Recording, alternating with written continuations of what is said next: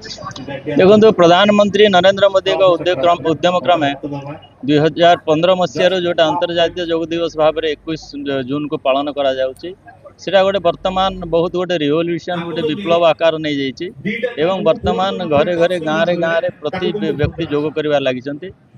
ओडिशा सरकार उद्यम क्रमे यही वर्ष प्रति पंचायत रे ब्लॉक रे जिला स्तर रे किमती योग हम तापाई सरकारी स्तर व्यवस्था करा जाइए।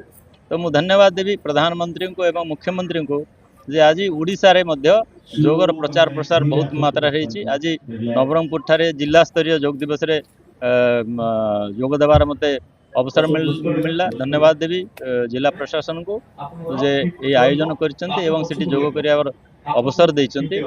योग द्वारा आमे स्वस्थ शरीर मन आत्मा निजर अभिवृद्धि करने सहित निजर विकास करने सहित निज परिवार एवं पूरा समाज को आमे स्वस्थ परिवेश स्वस्थ समाज दे पारिबा। एटा प्रधानमंत्री को या बहुत बहुत धन्यवाद। जोग होची आम भारत गोटे अंग बिना जोगरे केबे मध्य कौनसी राष्ट्र स्वस्थ रही पारिबो नहीं। सेतिपई पृथ्वी को भारत जोग संदेश देइछि।